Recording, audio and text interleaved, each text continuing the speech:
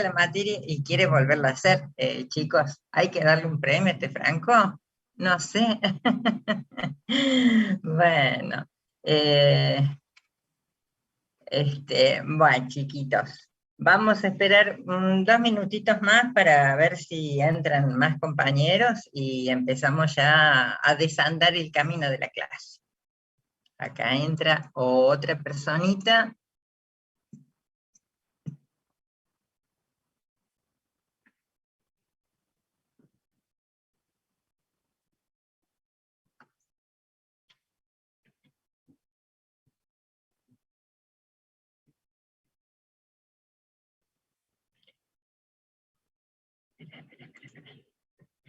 Hola, profesora, dice, ¿vamos a tener aula en la UB?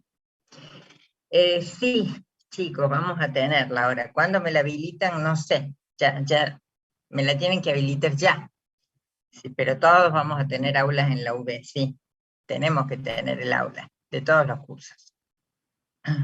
Profe, disculpe, vio que en teoría el 18 de abril volveríamos presencial. ¿Con Es su lo que materia escuché. también o no? Es lo que escuché, chicos. A mí todavía no me llegó la notificación oficial, pero ayer dando clases en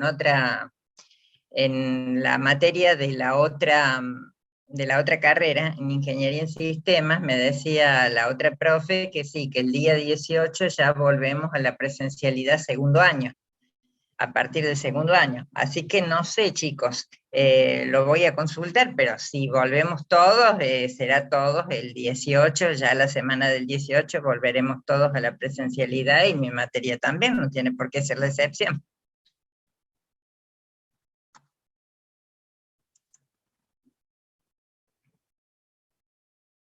Así que nos vamos a encontrar cara a cara nuevamente. Parece que se ha adelantado el tema, porque era hasta el 2 de mayo. Pero a ustedes también le dijeron, chicos, en las otras materias que el lunes 18 de abril ya se vuelve a la presencialidad. Sí, profe, nos subieron un comunicado a la página de la facultad y Ajá. por el momento los profes dicen que están evaluando, pero en teoría sí. Ah, todavía no hay una decisión concreta de los profes. No, me interesa Claro, hay saber varios porque me profes que no nos interesa. han confirmado nada todavía, o sea, o no los hemos tenido o no nos han dicho nada. Claro, aquí está Angie. Hola Ángeles, buen día, ¿cómo estás? Hola, ¿qué tal? Buen día al grupo de administración. Sí, sí, sí. Bien, ahí te convertí en coanfitrión, Angie. Espectacular. No, que me estaban diciendo acá los Sí, chicos que escucho. el lunes 18 parece que segundo año vuelve a la presencialidad. Sí, No sí, sé. así también Moni nos decía ayer justo, pero bueno, Ajá, esto se firmó, te digo que esta semana. sí, sí. Entonces vamos a ver qué cátedras Claro, admiten ¿qué o y decisión toma avanzan. claro, veremos qué decisión toma toda la cátedra nuestra, por ejemplo, si Claro, respetamos el 2 de mayo o bueno, sí, veremos. Chicos, sí, no, sí, ya sí. no se aflijan que le vamos a informar en autogestión y en la página V todas las novedades, chicos. ¿Sí? No se hagan problema que no vamos a irnos el viernes y decir, hola, ¿qué tal? Acá estamos y no hay nadie, están todos en Zoom. No, Claro, van claro. a tener la info con la debida anticipación. Sí. Porque sí, yo me enteré ayer por una compañera de la otra carrera y me dice, sí, sí, el lunes 18 se vuelve a la presencialidad, pero vamos a ver cómo nos manejamos en la cátedra. ¿Eh? Sí, Siempre no, no, es actuamos, muy reciente, sí. claro, siempre actuamos en conjunto, nosotros nunca tomamos un curso, una decisión, otro curso, otra decisión. Muy bien, pequeños. Les cuento cómo vamos a trabajar hoy. Vamos a terminar de ver la unidad temática número 2 en la UV, perdón, en autogestión yo les subí el complemento de la unidad temática número 2 que sería los distintos tipos de estructuras organizacionales, y vamos a ver las pautas que tenemos que seguir para la graficación de organigrama cosa que la clase próxima, que no sé si será presencial o será nuevamente virtual, solucionemos o trabajemos, mejor dicho, sobre el ejercicio número 2, que ustedes ya lo tienen, para que después lo subamos a la UB y ya tengamos la primera nota del año de lo que concierne a los trabajos prácticos áulicos. Así que, dicho esto, pequeños y pequeñas, ¿sí? Espérense. Vamos a...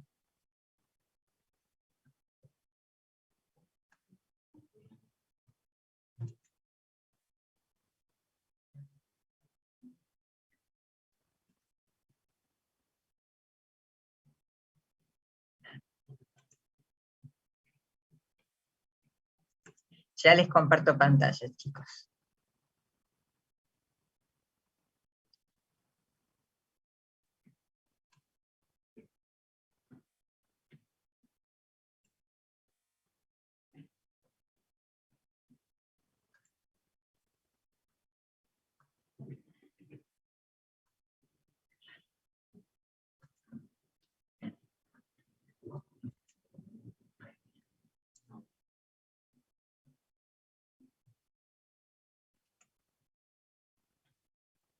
Muy bien, ahí les comparto pantalla.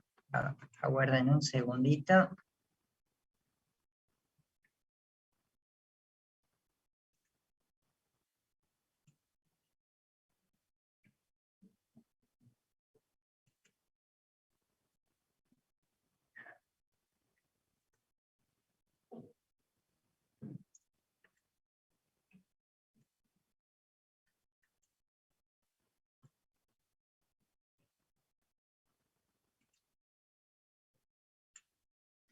Bueno, ¿ven mi pantalla, chicos, o no? Sí, se ve Sí, perfecto. profe. Bien, bien. Ahora estamos, sí, ahora estamos. Muy bien. Bueno, chicos, habíamos comenzado a ver las organizaciones, vimos las distintas tendencias de cómo se manejaban las organizaciones, vimos el concepto de organizaciones y nos quedamos en los elementos de las organizaciones, que el primer elemento eran las personas, ¿sí? Nos quedamos acá, vimos los grupos, vimos la diferencia entre grupo y equipo, vimos las características de los equipos de alto rendimiento y nos quedamos aquí en los recursos.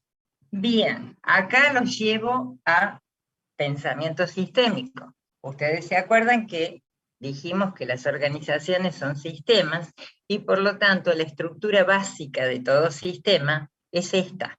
Tenemos las entradas, las causas o los inputs que son necesarios para que el sistema cumpla con su gestión.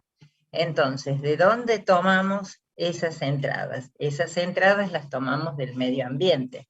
¿Qué es lo que tomamos del medio ambiente? Todo lo inherente a la tecnología, todo lo inherente a lo que necesitemos para realizar la gestión de organización, planificar, organizar, dirigir y controlar, todos los conocimientos de ventas, el know-how técnico, vamos a tomar los pedidos que nos llegan de los proveedores, todos necesitamos la materia prima y los insumos necesarios para prestar el servicio o para producir un bien.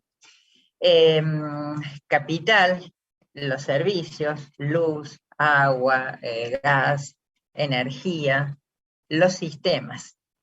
Eso va a entrar en un proceso de transformación. Estas entradas no permanecen de la misma manera, sino que se transforman a través de lo que llamábamos el proceso y los alcances. Si ustedes se recuerdan, cuando veíamos los ejercicios, decíamos que los alcances los expresamos en infinitivo, porque son actividades que hace el sistema para transformar esas entradas en salidas. ¿Y las salidas cuáles serían? Y la salida sería el resultado del sistema. El resultado del sistema serían, por ejemplo, las ventas facturadas, el equipo satisfecho, la reputación lograda con la empresa y, por supuesto, en el centro de la escena, en todos los negocios, está el cliente y la satisfacción del cliente. Todo esto se hace con las 2 E, que van a marcar toda su vida profesional y que nos va a dar como resultado una hermanita o una hijita, que es la tercera E, la eficiencia, la eficacia, que nos va a dar como resultado la efectividad. Eficiencia, trabajar utilizando racionalmente los recursos de modo tal que maximicemos utilidades minimizando costos.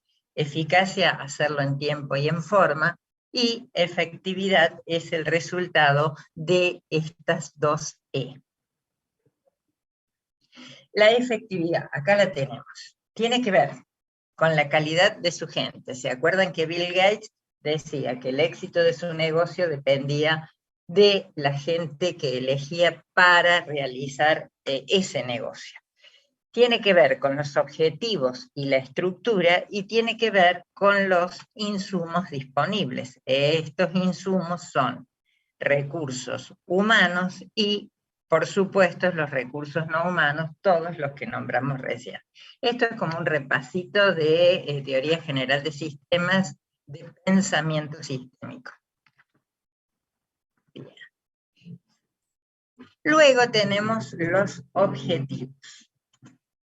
¿Qué es un objetivo? Un objetivo es un resultado a lograr en un determinado tiempo como producto de aplicar una cierta planificación para lograr ese resultado. Entonces, los objetivos son fundamentales en toda organización y tenemos objetivos de distinta cuantía. Tenemos el objetivo general, que es el objetivo que tiene que ver con la planificación estratégica, porque es el objetivo que se enuncia de un modo más general y tiene que ver con el largo plazo. Luego tenemos el colateral, los objetivos sectoriales, que tienen que ver con el corto plazo y con distintas partes de la organización, áreas o sectores. Un objetivo va a representar una expectativa futura, es un resultado al que yo quiero arribar. En la planificación estamos trabajando con un tiempo futuro, todavía ese tiempo no existe. Entonces tenemos esa expectativa futura, un estado futuro deseado, algo que la organización quiere lograr y puede tener muchas interpretaciones. Para el trimestre X, las ventas en miles de pesos y en unidades de productos van a ser de tanto, es una expectativa futura. Para eso yo tengo que elegir un curso de acción para poder llevar adelante esa expectativa.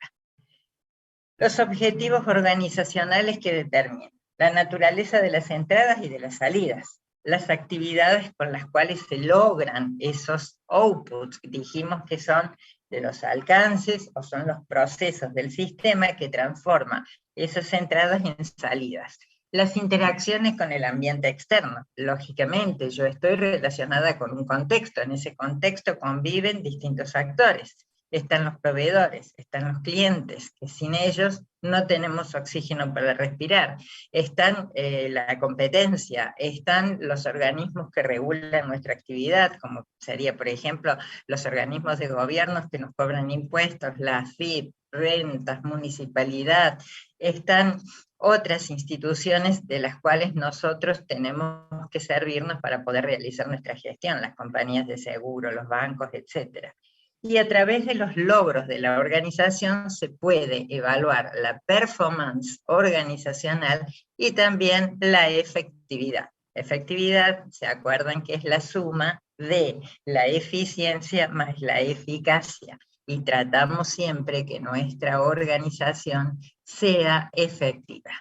¿Cuál es la razón de ser de los objetivos? Nos proveen estándares. ¿Estándares para qué? Para poder realizar el control.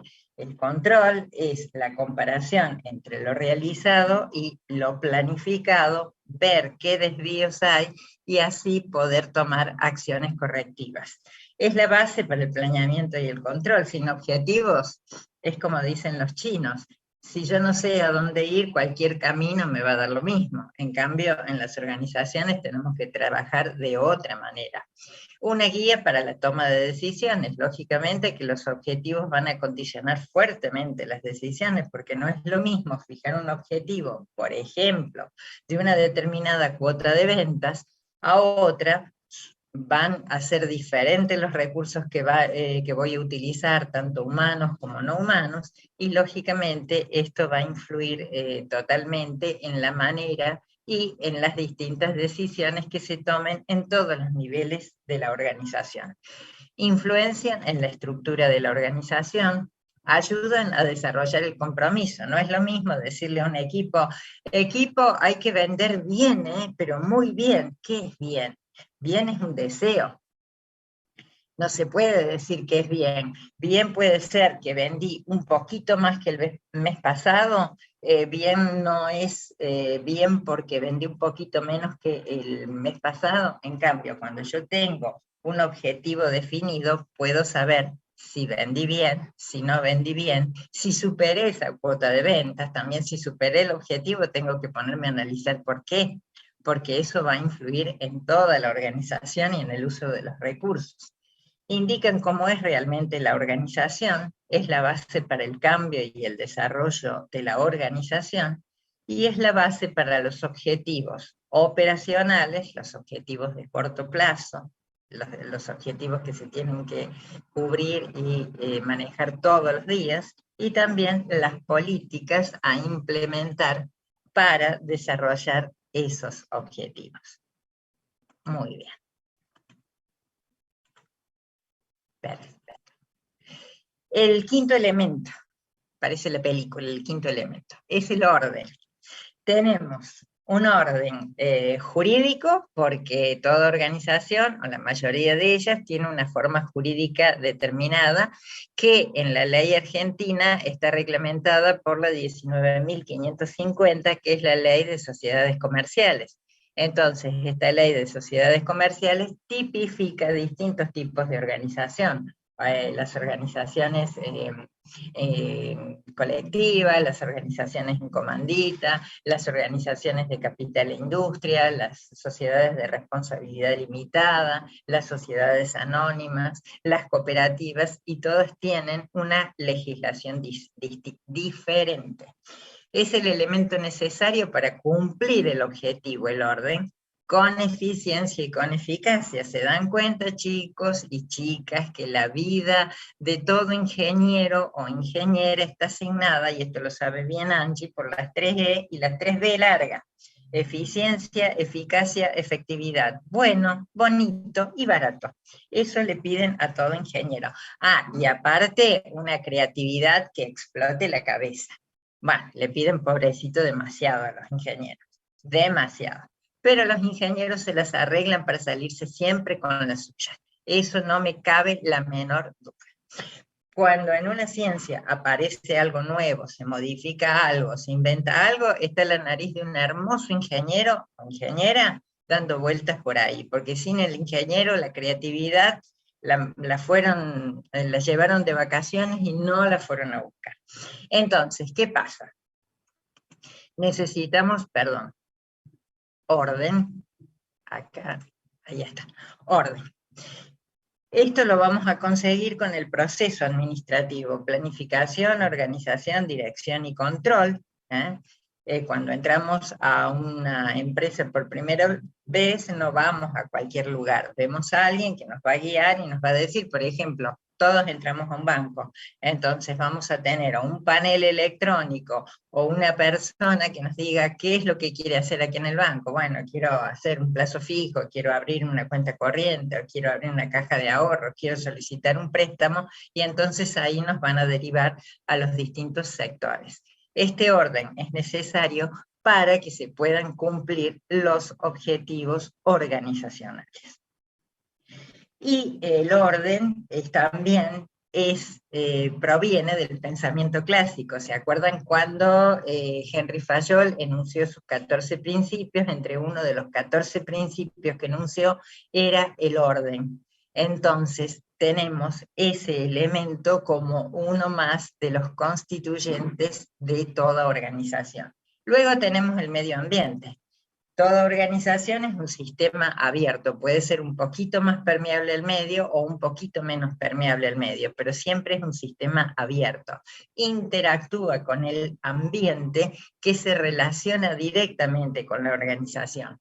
Y un tema es la extensión del contexto para cuando esa organización va creciendo, porque hay actores en el contexto que a medida que la organización perdón, crece, se van sumando para formar ese ambiente inmediato que se relaciona la organización con su contexto. Entonces, ¿qué tenemos? Las actitudes de la sociedad van a determinar qué clase de productos quiere de mi organización el cliente y la sociedad, qué es lo que está demandando. Las políticas de gobierno, que por supuesto influyen fuertemente en lo que es mi organización, los sindicatos y agremiaciones son grupos de presión para establecer los convenios colectivos de trabajo, las condiciones salariales y de trabajo, etcétera, etcétera. Los clientes en el centro de la escena, siempre va a estar el cliente y el cliente tiene que estar sí o sí satisfecho. La cultura, lo hemos hablado largamente en la unidad temática número 1. Otras organizaciones, asociaciones de empleados, grupos de presión. Miren, por ejemplo, los piquetes hermosos que se están armando. Imaginen ustedes, tenemos que llegar a nuestro trabajo a una determinada hora. Acá en Córdoba están todos los puentes cortados y lamentablemente no sabemos ya el camino para elegir y llegamos tarde y se nos perturba todo el día laboral. Las relaciones internacionales, lo dijimos, las fronteras se están desdibujando cada vez más y nuestro cliente no es el que está cerquita de casa o en la provincia lindera, sino que es el cliente del mundo, como el proveedor. El proveedor lo podemos también ir a buscar al otro lado del mundo. El clima, de acuerdo a la actividad que tenga la organización, los accionistas, el mercado bancario, los proveedores, por supuesto, sin materia prima, sin insumos, no podemos hacer absolutamente nada, y las innovaciones tecnológicas. Todo eso forma parte del ambiente y toda organización se relaciona con ese medio ambiente. Entonces tenemos la organización en el centro neurálgico de nuestro estudio. Tenemos los clientes, los accionistas y los proveedores como participantes primarios. Luego están los participantes secundarios, los que tienen una influencia con nuestra organización, un chiquitín más lejano, pero evidentemente influyen sobre nuestra actividad. Medios masivos de comunicación, el gobierno con sus entes reguladores, las cartitas de amor que en forma virtual o en forma de papel nos llegan todos los meses, AFIP, TGR, municipalidad, nos dicen aquí estoy y te estoy esperando con los brazos abiertos. En los grupos de acción política, los activistas, recién lo acabamos de decir, cuando por un reclamo nos cortan toda la ciudad y no podemos ir a trabajar, no podemos ir a la facu, no podemos ir a una entrevista laboral, es espantoso, es horrible, o no podemos ir directamente a la casa de nuestra abuela, que teníamos la visita planeada con nuestra abuela. Las organizaciones no gubernamentales y los sindicatos. Todos ellos son los participantes secundarios, pero que también forman parte de nuestro contexto. Luego tenemos un temita que se llama el fin de las organizaciones. El fin de las organizaciones denota una intencionalidad y una direccionalidad. Esto determina la supervivencia. Los objetivos son objetivos sociales. Por ejemplo, esta universidad no tiene objetivos de lucro, sino que el objetivo primordial de esta universidad es la formación, como decimos siempre, de los mejores ingenieros en las distintas ramas de la ingeniería que acá se dicta. Y la rentabilidad para las organizaciones productivas, que también se llaman las haciendas productivas, como son las empresas, que tienen un fin de rentabilidad, un lucro, y que decíamos en la unidad temática número 1 que están sujetas a riesgo. ¿Por qué? Porque se invierte un capital para producir ganancias, pero esa ganancia no está asegurada. Se corre el riesgo de tener una pérdida e incluso de ir a la quiebra. Por eso las organizaciones empresariales decimos que tienen propósito de lucro y están sujetas a riesgo. Y luego dentro de la organización tenemos el balance entre los objetivos organizacionales y los objetivos personales e individuales, que ya lo hablamos también en la unidad temática número 1, que es tarea de todo buen líder, para que estos objetivos no hagan un conflicto entre los objetivos personales y los organizacionales, sino que tenemos que tratar que todas las personas se sientan totalmente involucradas, puedan cumplir sus objetivos personales y a la vez actuar en favor de todo lo que se ha planificado y todo lo que se está gestionando en la organización. Bien, fíjense esto qué interesante. ¿Qué es una organización efectiva? Acá dice: vive de sus valores y principios, actúa de acuerdo a sus delineamientos, considera a su cliente interno con respeto y consideración, sabe a dónde ir y cómo lograrlo, deja fluir la comunicación entre sus empleados y hacia los clientes, es transparente, mide lo que hace y tiene cultura de la mejora continua, coopera con sus competidores, busca hacer un mundo mejor, es protagonista del cambio. Fíjense, cuando hablábamos que de la eficiencia más la eficacia, surge esta hijita que se llama efectividad. Bueno, cuando una empresa logra todo esto, yo creo que se implanta firmemente en la cabeza del competidor y genera una ventaja competitiva muy importante, de modo que el competidor lo tiene en cuenta a la hora de consumir ese producto o servicio y me elige a mí en lugar de elegir a la competencia. Todas las empresas tienden a lograr todo esto. Las empresas que les interesa crecer, sobrevivir y desarrollarse. Bien, clasificación de las organizaciones. Tenemos por su propósito legal, por su visión legal, por sus dimensiones y otro tipo de clasificaciones.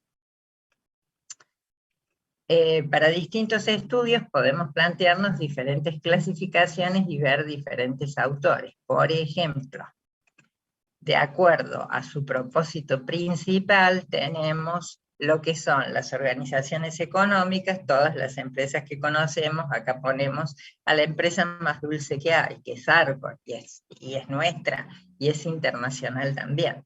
Las empresas de protección, como las Fuerzas Armadas, los sindicatos, las fuerzas políticas, por ejemplo, el Colegio de Ingenieros Especialistas. Asociativas, el club al cual pertenecemos de chiquito, que nos reunimos con nuestros amigos, que vamos a jugar al tenis, que vamos a ver un campeonato de fútbol, etcétera, etcétera. La de servicios públicos, hospitales, entes reguladores como el ERCEP, la AFIP, Defensa del Consumidor, etcétera, y empresas religiosas como serían, por ejemplo, la Iglesia Católica, otro tipo de templos que profesen otro tipo de religiones. Luego, de acuerdo a la visión legal, tenemos las empresas con fines de lucro y sin fines de lucro. En las empresas, como dijimos hace un ratito, está tipificado en la ley 19.550, que son la ley de sociedades comerciales, donde se establecen los distintos requisitos para formar las distintas formas jurídicas de las organizaciones. Tenemos las sociedades anónimas, por ejemplo, las sociedades de responsabilidad limitada, las sociedades de hecho, que son sociedades que se dan con acuerdo entre dos o más partes. Se puede realizar un contrato entre esas partes en donde se fijen cómo se distribuyen las obligaciones y las ganancias, y eso vale para esas partes. Y las uniones transitorias de empresas. Tenemos las cooperativas con fines comunitarios. Las cooperativas persiguen un fin en brindarle determinado servicio al asociado, determinado beneficio, y lo que llega de beneficio se distribuye entre sus asociados como un retorno. Está regido por la ley 20.337/73. Las sociedades del Estado, que son sociedades que se forman para explotar alguna actividad determinada, podría ser, por ejemplo, una actividad minera, una actividad petrolera, y las sociedades de economía mixta, que una parte es del Estado y otra parte es de los particulares, como es, por ejemplo, el Banco Hipotecario Nacional, que un porcentaje es de capital estatal y el otro porcentaje es de capital privado.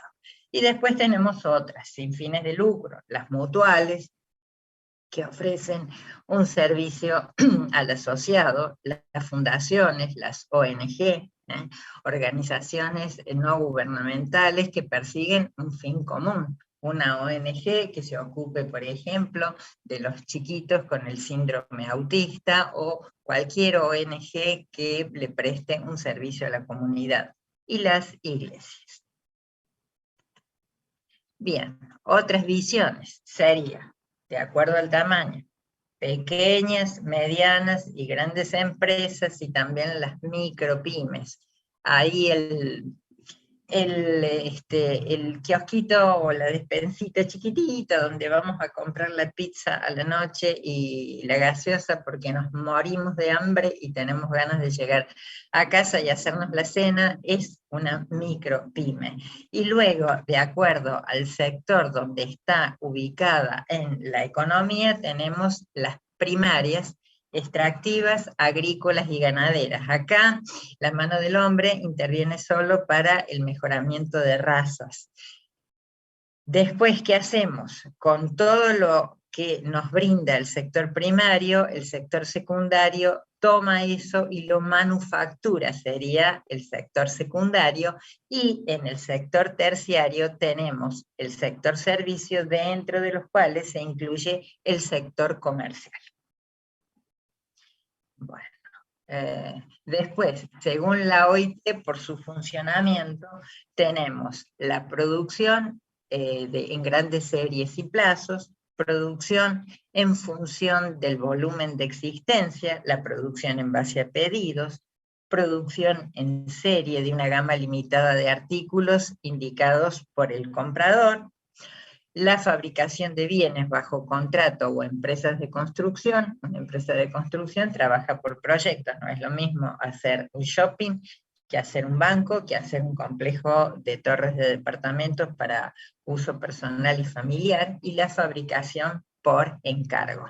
Por ejemplo, si yo tengo una empresa de decoración, va a ser una fabricación por encargo, porque cada cliente tiene una necesidad diferente y es muy difícil estandarizar ese tipo de servicios. Entonces, la fabricación va a ser por encargo. Todo lo que yo le voy a brindar va a ser de acuerdo a lo que el cliente desea y necesita.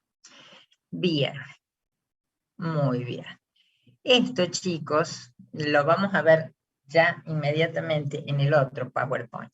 Pero fíjense lo que nos dice en la organización informal. ¿Por qué se produce? ¿Se acuerdan que dijimos la vez pasada, en la clase anterior, que siempre va a convivir dentro de la organización formal, que es la planeada, la estructurada deliberadamente, la organización informal, que es la que se crea espontáneamente por razones de intereses comunes, simpatías, empatías, amistades, etc. Mando a funciones de staff. Ya vamos a ver lo que es un staff. Un staff es un asesor. Puede ser una persona o puede ser un cuerpo staff formado por distintas personas. También puede ser una consultora. El staff puede ser interno a la organización y puede ser una consultora sobre un tema específico que nos asesora sobre algo.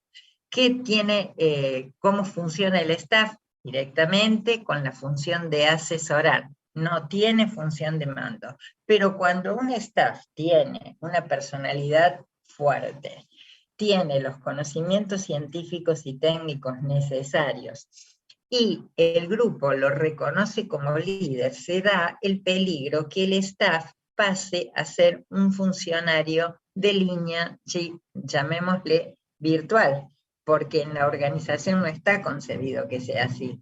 Y entonces ahí se produce una de las disfunciones organizacionales. Confusión de línea de mando con información. Es lo que dijimos recién. Dualidad de funciones. Supongamos, el gerente de producción tiene a su cargo la fabricación, pero ¿qué pasa? El director de la empresa, en el directorio, el presidente del directorio, le da órdenes también al sector de fabricación. Entonces allí se produce una dualidad de mando, ya que fabricación tiene un jefe natural, que es el gerente de producción, o el encargado de producción, o el director de producción, como se lo nombra en las distintas empresas, y a su vez recibe órdenes del presidente del directorio. Entonces acá tenemos una dualidad de mando, dualidad de funciones. Por ejemplo, un mismo sector está en varias áreas. Tenemos compras en administración, compras en producción y compras en comercialización. Hay una incoherencia entre los niveles de jerarquía, no están bien diseñados, errores en procedimientos administrativos y errores en la especificación de funciones. Todo esto ya lo vamos a ver enseguida, chicos. Bueno. Causas psicológicas y sociales para la organización informal. ¿Por qué se produce esta organización informal? Entre las múltiples causas es el deseo de los individuos de escaparse de las formas. Mi jefe es Angie, pero bueno, a mí me encanta hacerle más caso a Luján. Digo Luján porque la estoy viendo. O a Agostina, que también la estoy viendo acá en la tirilla de participantes. Por posiciones interesadas, ganar ventajas, obtener poder, ganar posiciones, influenciar, entonces yo me hago mi pequeña comuna y me reúno con Angie, y me reúno con Luján, y me reúno con Agostina. ¿Por qué? Porque nosotros podemos formar un grupo de presión para hacerle la vida imposible a determinados funcionarios. No asumir el rol por falta de capacidad o interés. Por ejemplo, el sustituto carismático, entonces el asesor que tiene que asesorarme, yo lo dejo que cumpla el rol de un funcionario de línea. ¿Por qué? Porque él tiene más ideas, porque a mí me conviene, la responsabilidad yo la puedo diluir un poco, y ahí hay una disfunción organizacional. Por pérdida de autoridad y control debido a no delegar en las organizaciones muy centralizadas, donde la cabeza principal quiere manejarlo todo, quiere decirlo todo, se le escapan un montón de cosas. ¿Por qué? Porque no se produjo la delegación a quien corresponda en el tiempo más apropiado.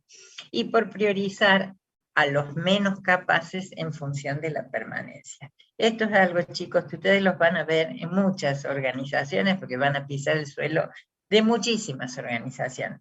Entonces, ¿qué pasa? Hay un cargo que tengo que cubrir. Hay dos personas, la persona A y la persona B. La persona A es la más apta, no solamente porque hace mucho que está en la empresa, sino por su capacidad, porque es autogestionable, porque es una persona que verdaderamente aporta todos los días ideas. Y está la persona B, que tiene otro perfil, que tiene otra capacidad, y es evidente que entre la persona A y la persona B, yo tengo que elegir a la persona A. Pero la persona que elige dice, ay caramba, si yo elijo A, tengo grandes posibilidades que A cubra mi puesto en un tiempo no demasiado largo. Entonces, voy a elegir a B porque, dicho de una manera coloquial y rutinaria, B no me va a hacer sombra. Entonces, ¿qué pasa? Ahí en la organización coloco a la persona menos adecuada, y esa persona menos adecuada va a cumplir la función de una manera que no sería la óptima, y la tendría por cumplir mucho mejor el candidato A. Manual de la organización. En toda organización tiene que existir un manual de la organización cuando está estructurada formalmente. Entonces, ¿qué contiene el manual de la organización? El estatuto, donde establece el fin de la organización, la política de la dirección para cumplir ese fin, el organigrama funcional, que ya vamos a ver todo el tema relacionado a la construcción de organigrama, a la graficación de organigrama, los procedimientos administrativos y otros específicos de cierta organización. Normalmente coexiste otro manual de normas técnicas, puede ser de fabricación de productos, de máquinas, equipos, de herramientas, de edificios, de instalaciones, del sistema de manejo de materiales, de calidad y otros que la organización pueda necesitar. Y todos estos nos van a proporcionar un mecanismo de cambio porque no va a permanecer siempre igual el manual de organización infinitamente por los tiempos de los tiempos, sino que va a ir cambiando a medida que la organización necesite un cambio, porque crezca, porque su misión cambie o porque la empresa se expandió, trabaja en mercados internacionales y ya las necesidades son otros y los miembros de la organización también han crecido en número. Muy bien. Todo esto lo vemos dentro de un ratito en el otro PowerPoint. Fíjense lo que dice aquí este señor sobre liderazgo. Un logro llega cuando una persona es capaz de hacer grandes cosas. El éxito cuando el líder faculta a los seguidores para hacer grandes cosas con él. La trascendencia se alcanza cuando ese líder desarrolla a otros para hacer grandes cosas para él. Pero un legado se crea solo si el líder pone a su organización en la posición de hacer grandes cosas sin él. Todo lo que hemos estado hablando un poquito de liderazgo en la unidad temática número 1 y como conclusión de esta unidad número 2. Y bueno, yo les dejo siempre alguna reflexión de alguien que ha tenido una preponderancia muy grande en las tecnologías, como es este señor que se nos fue en el año 2011, y que decía las 5 cosas de Steve Jobs. Steve Jobs, el fundador de Apple, y nos decía nunca darse por vencido, nunca aparentar, nunca mantenerse inmóvil, nunca aferrarse al pasado y nunca dejar de soñar. Muy bien, vamos a compartir otro PowerPoint, chicos, que es este. Muy bien.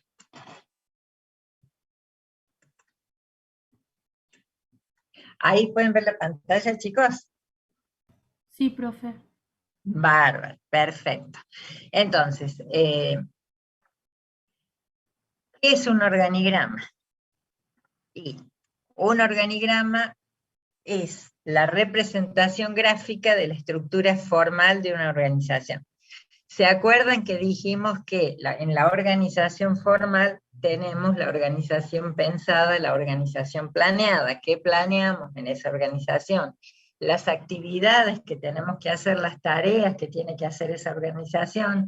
A esas tareas las vamos a dividir en grupos que se pueden llamar departamentos o sectores, y en cada uno de esos departamentos o sectores se van a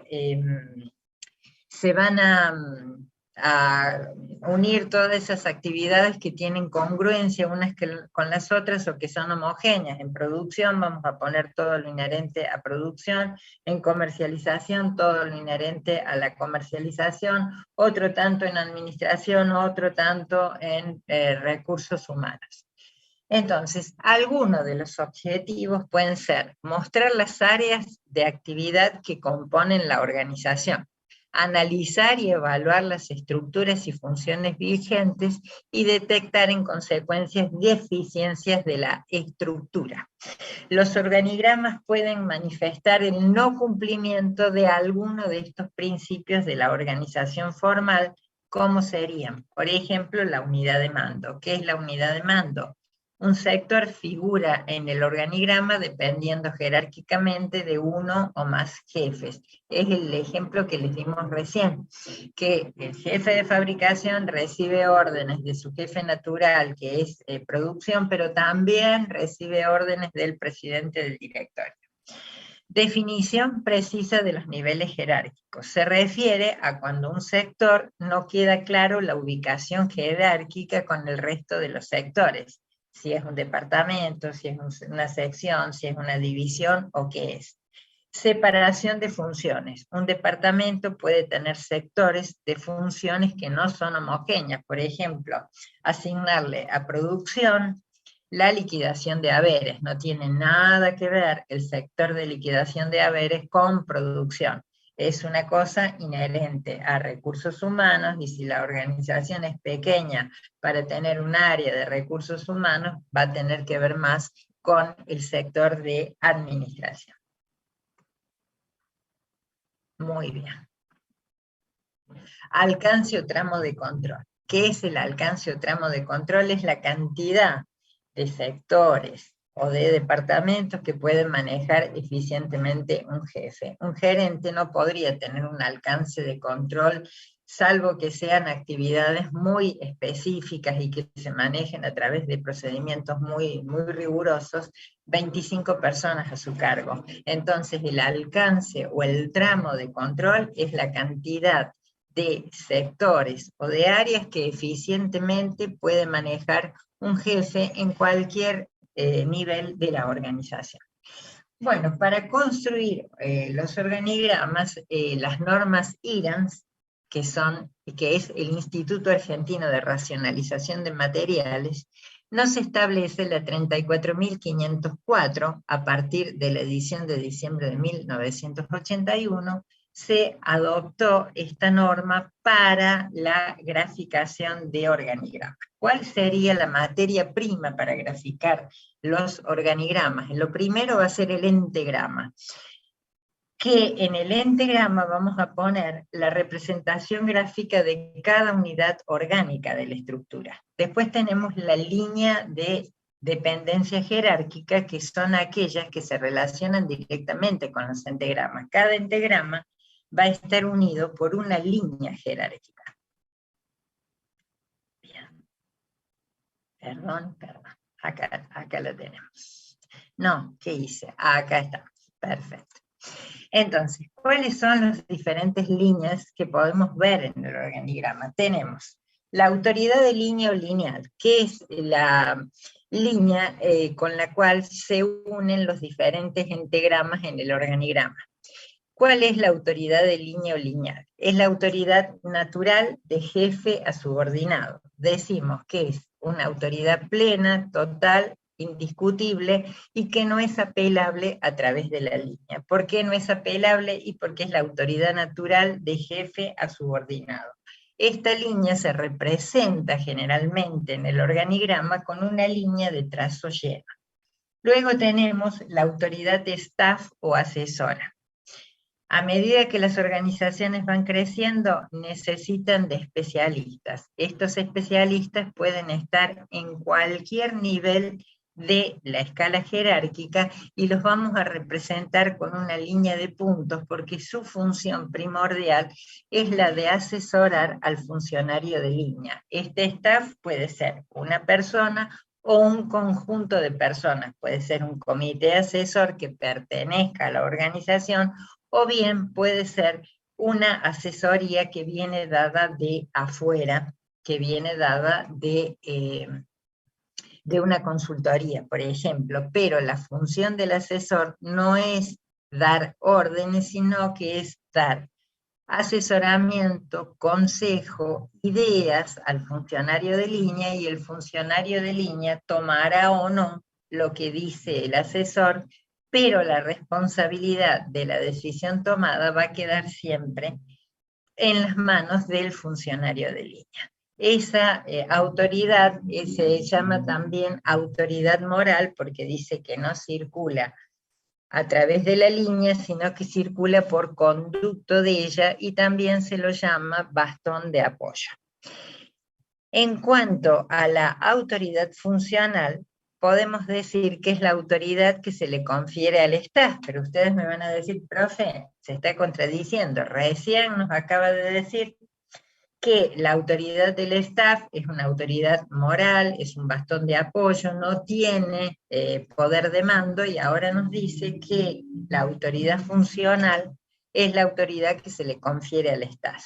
En ciertas oportunidades se le puede conferir al staff autoridad funcional sobre un determinado sector y sobre un tema determinado, cosa que una vez que ese tema se ha resuelto, el staff vuelve a su función de origen y esta autoridad se diferencia de la autoridad funcional. ¿Por qué?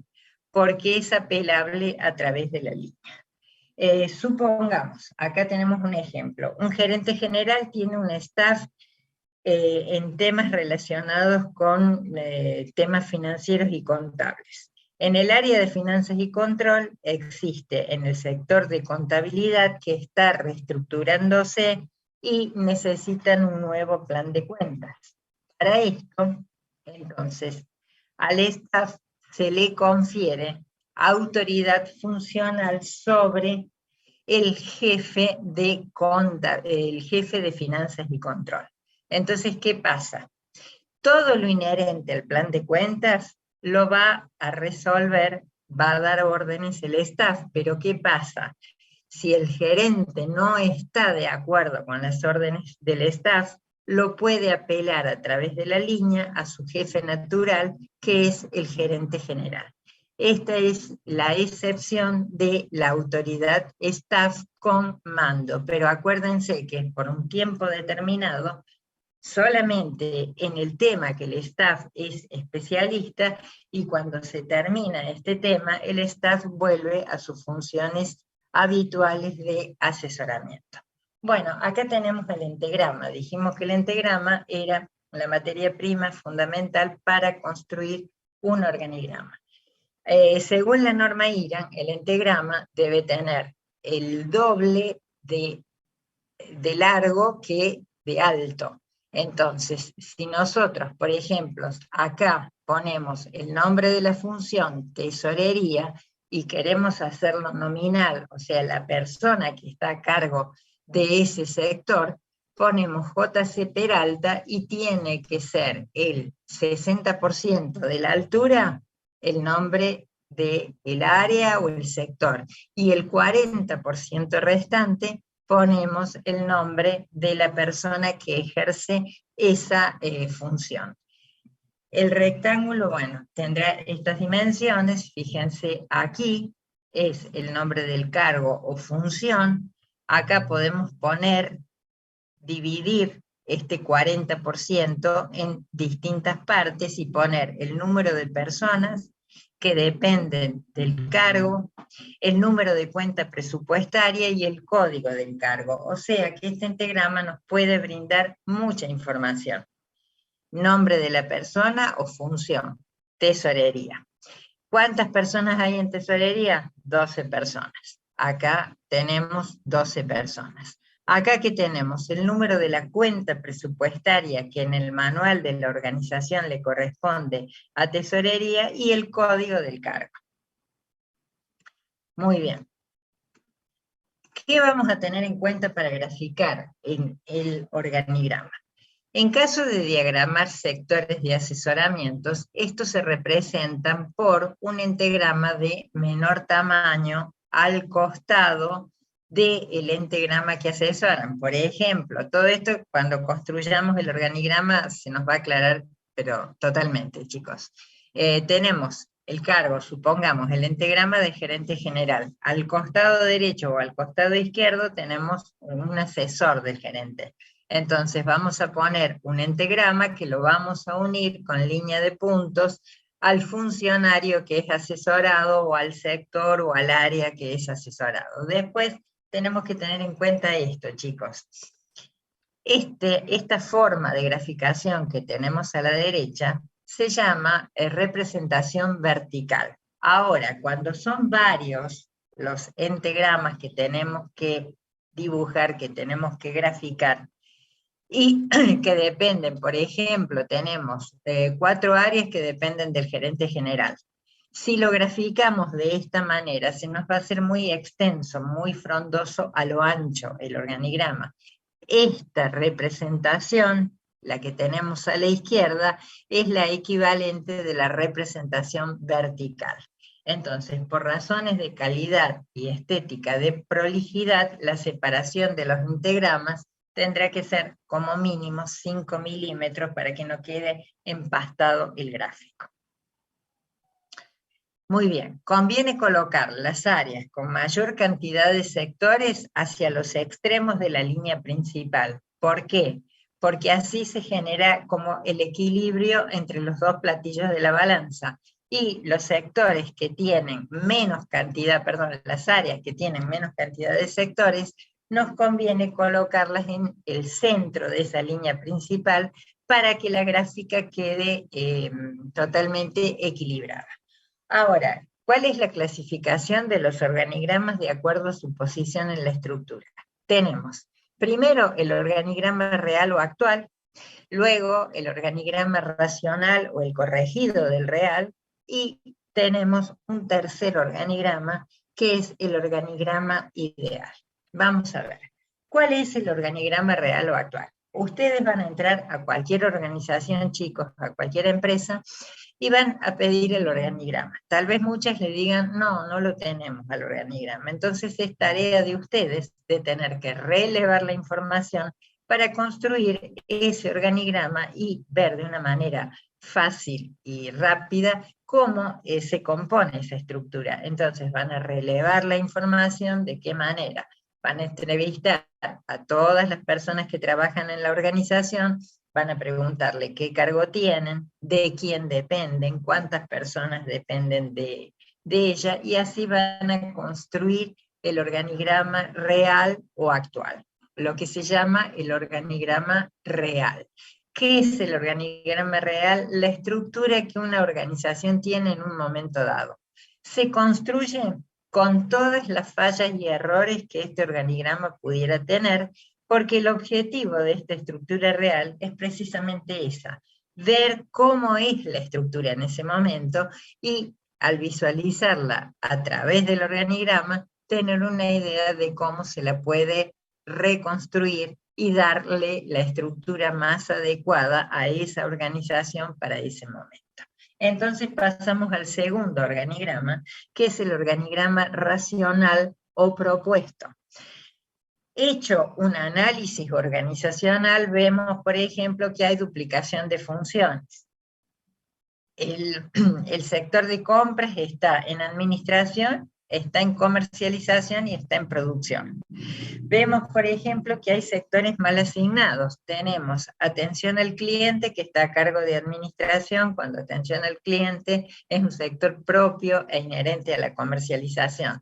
Vemos que el gerente general le da órdenes al sector de contabilidad, cuando el sector de contabilidad tiene el jefe de administración o el gerente de administración, que es su jefe natural. Entonces, una vez que hemos tomado conciencia de las necesidades que tiene esa estructura organizativa, la reconstruimos y construimos lo que se denomina el organigrama racional o propuesto, que es aquella estructura que es la más adecuada para ese momento de la organización, y a este organigrama lo llamamos organigrama real o propuesto, que es el corregido del real. Después tenemos el organigrama ideal, es el organigrama al cual la organización tiende. ¿Cómo quiero ser yo como organización en el año 2026 o 2027? Y mi estructura necesaria y fatalmente va a tener que cambiar. ¿Por qué? porque voy a fabricar otro tipo de productos, o voy a incrementar mi línea de productos, porque ya voy a tener sucursales en todo el país, porque además de tener sucursales en el país, voy a tener sucursales en el extranjero, y entonces mi estructura va a cambiar porque voy a tener una mayor cantidad de personas a cargo y una mayor complejidad. Entonces, grafico esa organización tal como me la imagino que va a ser en el año 2026 o 2027, y voy a ir monitoreándola cada tanto para ver si me voy acercando a ese ideal de organización. Bien, ¿cuáles son los errores más comunes? Algunos de los errores más comunes que podemos ver en los organigramas. Duplicación de función. Compras está dependiendo de 3 áreas. Hay un compras en administración, hay un compras en producción y hay un compras en comercialización. Quiebre de la unidad de mando, es lo que recién estábamos diciendo. Hay un jefe natural, que es el jefe de producción, que le da órdenes a fabricación, pero el gerente general también le da órdenes al sector de fabricación. Entonces, hay quiebre de la unidad de mando. Funciones mal asignadas, por ejemplo, la función de liquidación de sueldos depende de comercialización cuando tendría que estar dependiendo de administración, y si hay un área de recursos humanos, de recursos humanos. Asignar al staff una autoridad. El staff, como se lo conoce como asesor, pasa a tener autoridad permanente sobre un funcionario de línea. Y estructura sobrecargada o insuficiente. Cuando la empresa es pequeña, pero vemos que hay mucho cacique y poco indio, por decirlo de alguna manera, o porque esa estructura es insuficiente y tendría que haber una mayor cantidad de divisiones dado a la cantidad de personal, dado a al producto que fabrica, dadas las condiciones del mercado. Por eso todo esto lo tiene que ver el analista de la organización. Bien, supongamos, este es un organigrama cualquiera. Fíjense, acá tenemos una reunión de socios, una gerencia general, tenemos un asesor del área del tema de sistemas y un estudio jurídico que asesora a la organización en distintos temas. Fíjense, acá, el señor gerente general le da órdenes a diseño, cuando diseño depende directamente de producción. Acá vemos uno de los errores que comentamos aquí. Después vemos, por ejemplo, que en el área de comercialización tenemos un sector que se llama créditos y cobranzas, que créditos y cobranzas es una función mal asignada porque tiene que ver con administración y no con comercialización. Fíjense, en administración tenemos atención al cliente. Todo lo que tenga que ver con el cliente es tarea de este señor que es el director de comercialización, el gerente de comercialización. Por lo tanto, a este sector hay que colocarlo aquí. Y acá tendríamos esta estructura corregida de esta que vimos recién. Fíjense, vamos a mantener la asesoría en sistemas y la asesoría legal dependiendo del gerente general. Acá establecimos que en producción vamos a tener fabricación, compras, mantenimiento, diseño y almacenes. Hemos establecido un área de calidad donde existen 2 sectores, una se llama recupero de material, otra métodos de control, un área de recursos humanos en donde tendremos legajo del personal y liquidación de sueldos. En comercialización tendremos ventas, distribución y atención al cliente, y en administración, contabilidad, tesorería, presupuestos y créditos y cobranzas, que es una función inherente al área. Esto es solamente un ejemplo, chicos. Bueno, ¿qué pasa? Dijimos que la ley 19.550 tipificaba los distintos tipos de sociedades que hay. ¿Qué pasa si el caso práctico nos dice que la empresa que tenemos que graficar es o una sociedad anónima o es una sociedad de responsabilidad limitada. Bien, en las sociedades anónimas el capital social se divide en acciones y cada accionista es tenedor de una determinada cantidad de acciones. Entonces, el órgano de mayor jerarquía en una sociedad anónima es la asamblea de accionistas. Esta asamblea de accionistas no tiene un rol ejecutivo diario en la organización, sino que esta asamblea de accionistas se reúne de acuerdo a lo establecido por la ley de sociedades comerciales en determinadas épocas del año y de acuerdo al estatuto de la sociedad anónima para tomar determinadas decisiones. Por ejemplo, si se distribuyen utilidades, por ejemplo, si hay una fusión con otra empresa o si hay una escisión que la empresa se divide, y entonces esta asamblea de accionistas es el órgano de mayor jerarquía dentro de la sociedad anónima.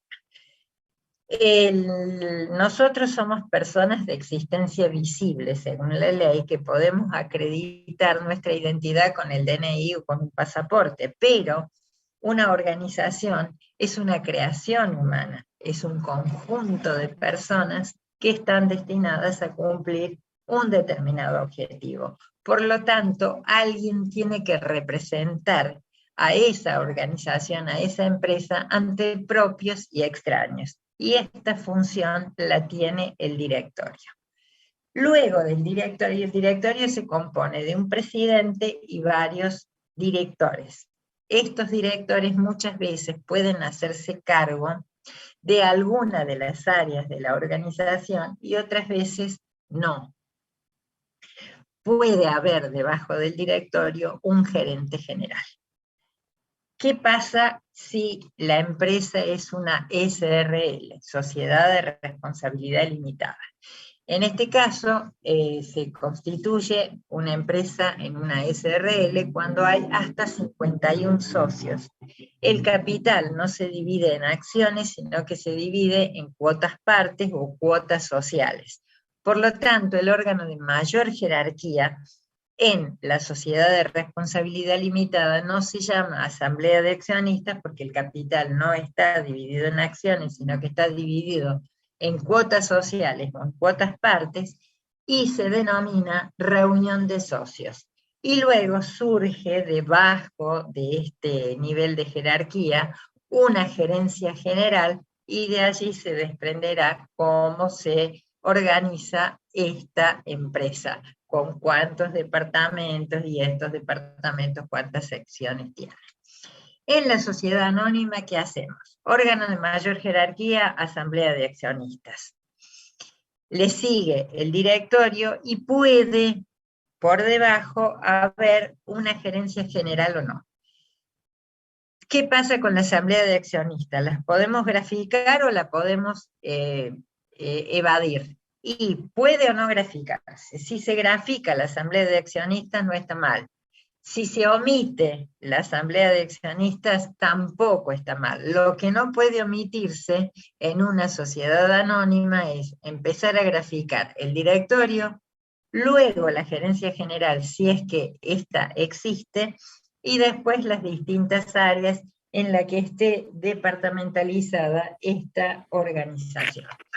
Y en la SRL, chicos, la reunión de socios puede graficarse o no, eso es a elección. Personalmente, cuando hay una SRL, prefiero que se grafique esta reunión de socios para que quede claro que se trata de una sociedad de responsabilidad limitada. Luego se grafica la gerencia general y después en las distintas áreas en que está departamentalizada la organización. Todo esto, chicos, lo tenemos que tener en cuenta para graficar los organigramas. Son distintas cuestiones y distintos consejitos que hay que tener en cuenta al abordar la graficación de un organigrama. Bueno, chicos, la clase que viene con Angie nos dedicamos exclusivamente a la resolución del organigrama que ustedes ya lo tienen en el ejercicio 1 y vamos a convenir con ustedes cuándo lo subimos al sitio V para que ya tengan ustedes el trabajo práctico 1 y 2 corregidos con la nota correspondiente. ¿Hasta aquí estamos de acuerdo, chicos? ¿Quedó claro todo esto? Profe, una pregunta. ¿En Sí, qué trabajo Constanza. práctico hay que hacer un organigrama? ¿En el 2? En el 2, en el 2. Lo vamos a Ah, ok, trabajar, ok. Constanza, lo vamos a trabajar en clase la semana que viene. Bueno, la próxima clase, la semana que viene es Semana Santa, no nos vamos a ver el viernes. La próxima clase, este material, este PowerPoint, yo se lo subo ahora a autogestión.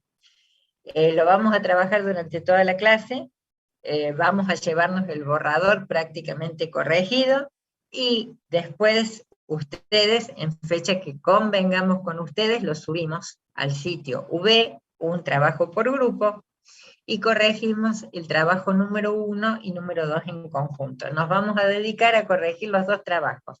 Las dudas que tengan sobre el trabajo práctico número 1, que era de misión, visión y valores, y vamos a hacer el borrador del trabajo práctico número 2, que ya es la construcción de organigramas. ¿Sí? Sí, profe, muchas gracias. ¿Estamos hasta aquí? Angie, Profe, vos estás tan calladita que verdaderamente, no sé, siempre decimos lo mismo. Angie interviene cuando le parezca, hace el comentario que tenga que hacer, y ustedes también, chicos, si voy muy rápido, hay veces no me doy cuenta, me dicen, profe, por favor, pare un poquito, háganme todos los comentarios y preguntas que quieran. Yo sigo avanzando porque veo que nadie dice nada, entonces yo sigo avanzando, pero por favor interrumpan todas, no interrumpen. Hacemos pausa todas las veces que sean necesarias. No sé si la próxima vez, Angie, nos encontraremos en presencialidad o en virtualidad. Eso está por decidirse, pero quédense tranquilos que con la debida anticipación se lo vamos a informar siempre en el sitio V, en autogestión. Ustedes busquen siempre toda información que allí va a estar contenida para que ustedes sepan cómo nos manejamos. Si nos vemos cara a cara, qué felicidad, o si no, eh, presencial, sí, a todos nos gusta la presencialidad. Sí, señor, ojalá que así sea. Pero nos vamos a ver. Y entonces la próxima clase es toda clase práctica sobre el trabajo, el ejercicio número 2, que ustedes ya lo tienen, y las dudas que tengan sobre el ejercicio número 1, cosa que nos llevemos el borrador totalmente corregido para que ustedes después lo pasen y lo suban al sitio V en una fecha que vamos a convenir ustedes y nosotros. ¿Estamos de acuerdo, chicos? Sí, profe, quedó claro. Sí, ¿Quedó profe. claro? Bien, Profe, a mí me bien, quedó bien. una duda. Sí, dime. ¿Viste cuando explicó el primer ejemplo del organigrama, que dijo que Sí, era como incorrecto que una unidad reciba una doble línea de mando? ¿Puede ser? sí, sí, ¿Por sí, qué sí, es sí. eso? Claro, porque eso, acá te comparto pantalla. Esto, mirá, que lo buscamos acá.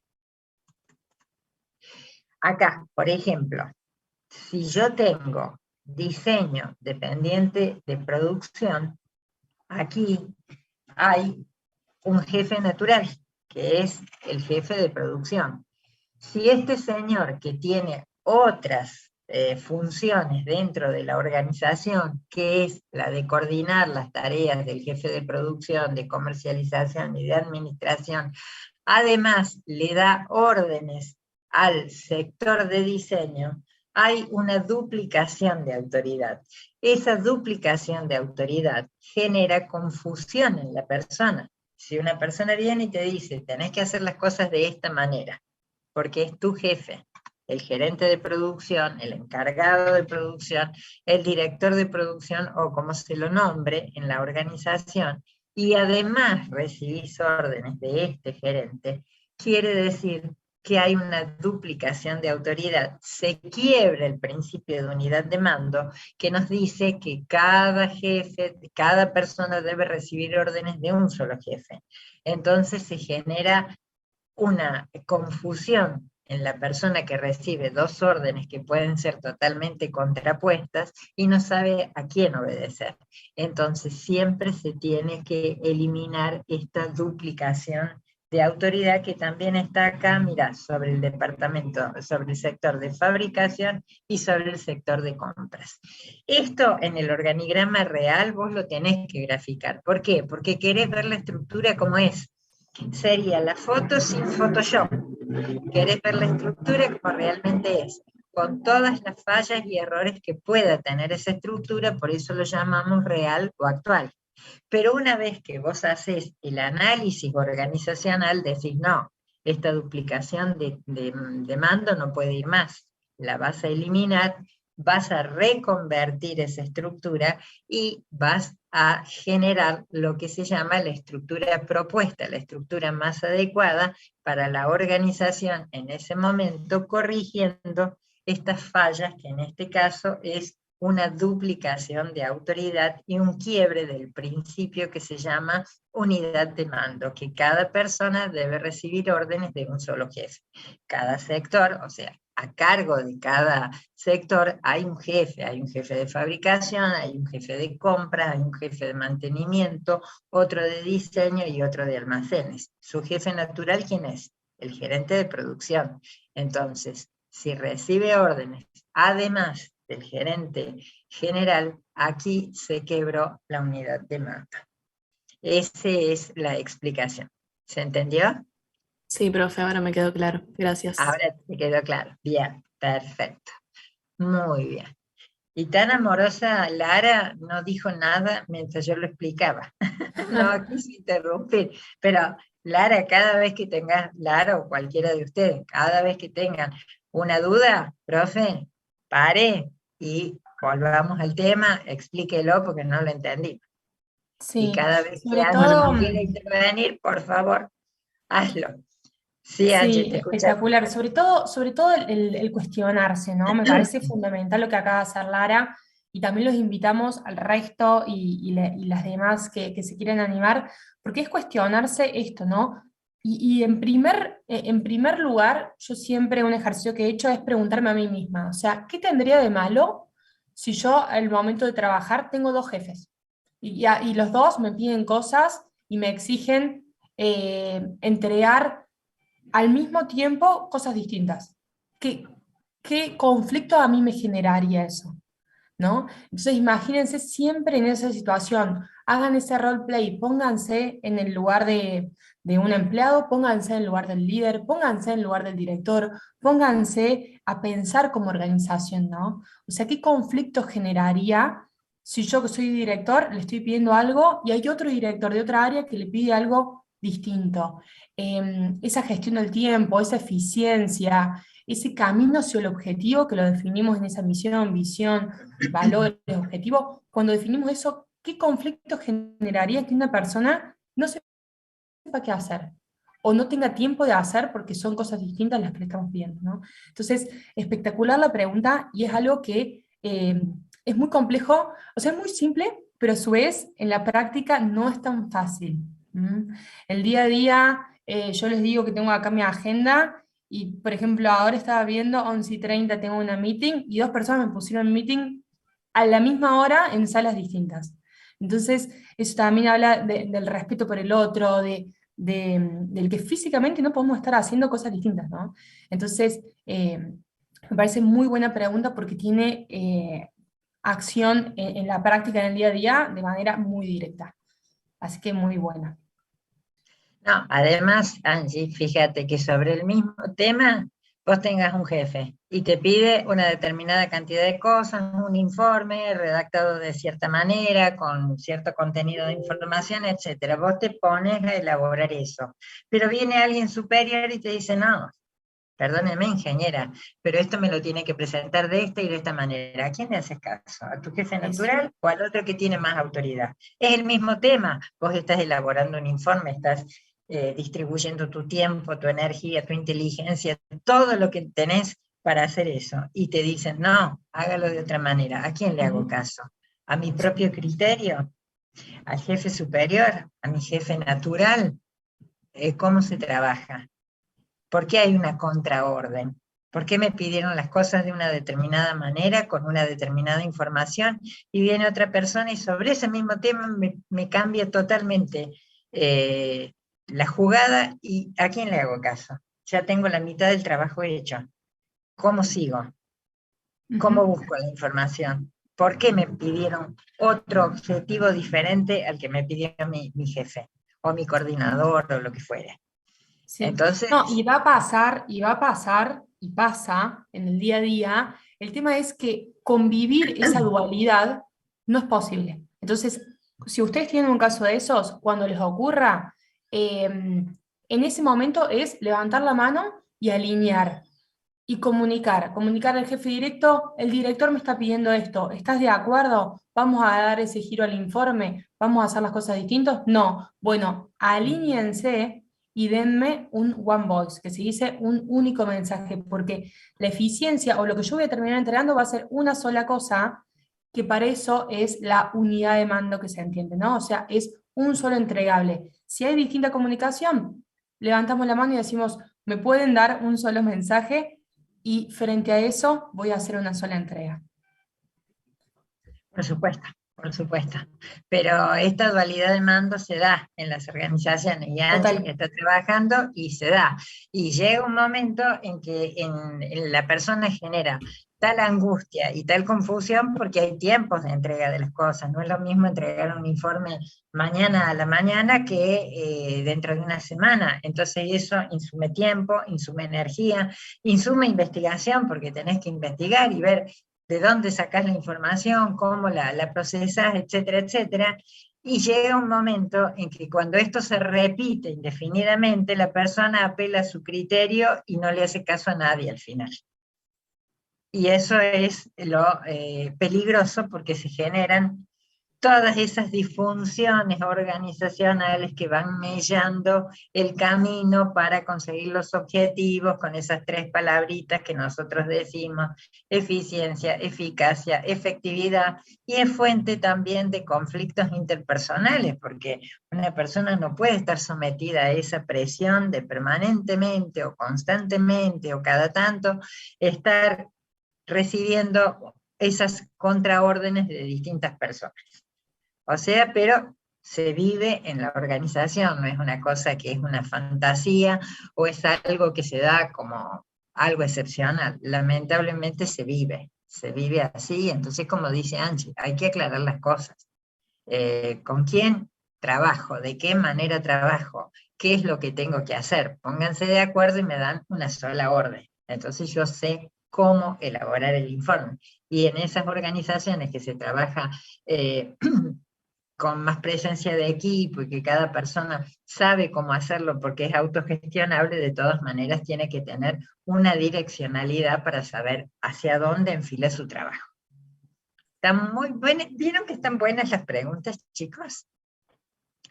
Están buenas porque se pueden compartir experiencias. No sé si alguno de ustedes trabaja, aunque sea en la empresa familiar, que supuestamente es el trabajo un poquito más distendido porque estamos en familia. Si les pasa algo así, coméntenlo, porque enriquece muchísimo todo lo que estamos viendo aquí. ¿Ninguno tiene nada para comentarnos, ninguna experiencia, nada? Bueno, pero prepárense, porque esto les va a pasar en su vida profesional. No es que lo estemos asustando para nada, pero como decíamos también en la unidad 1, traten de hacer todos los cursos de negociación que ustedes encuentren por ahí, porque la negociación les va a ayudar mucho a que esto morigere conflictos y sepan trabajar con personalidades diferentes. Hay personalidades que son muy flexibles y hay personalidades que son muy rígidas, muy autoritarias. Entonces, cómo manejarme con una y con otra también es importante. Y la mediación nos suele dar herramientas importantes para manejarnos también en estos casos. Me encantó, Angie, todo lo que dijiste. 11:30, fíjense, tiene 2 Zoom al mismo tiempo. ¿Cómo haces? Y bueno, la vamos a clonar, Angie. No, va a ser muy difícil clonarla, Angie. No. Bueno, chiquilines, Hasta acá llegamos hoy, nos vemos la clase que viene, jueves de por medio, pasen un lindo fin de semana XXL, que va a ser uno de los poquitos que tengamos en el año, y como siempre les digo, van a tener muchas salidas, el que maneja no toma, el que toma no maneja, ufa. ¿Cómo joroba esta mujer con esto? Y bueno, se lo voy a decir todos los viernes. A alguno le va a quedar en la cabecita. Diviértanse, eso sí, pero siempre preservando la vida de ustedes y la vida de los demás.